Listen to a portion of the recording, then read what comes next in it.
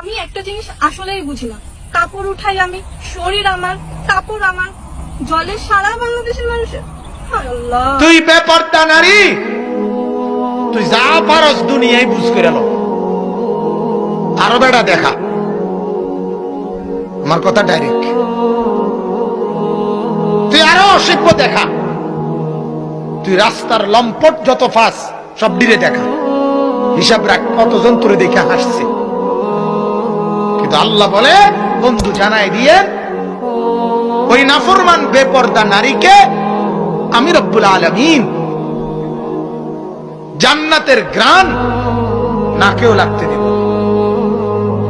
অথচ জান্নাতের ঘ্রাণ বলে নবীজি বলছেন 500 বছরের রাস্তা এখান থেকে। কি রামচন্দ্রপুর? মাস দিয়ে লাগছেন আপনারা। রামচন্দ্রপুর হইতো না, এর দূর না, আরো কম।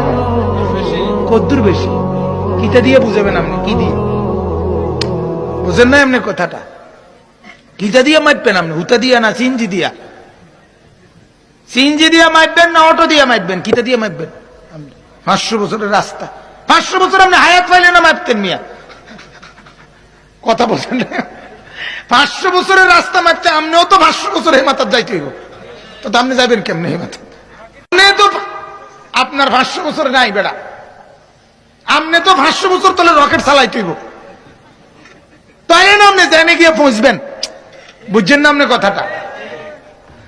ঠিক আছে, আপনি রকেট দিয়ে চালাইবেন, কিন্তু 500 বছর তো কি করতে হইব আপনার চালাইতে হইব।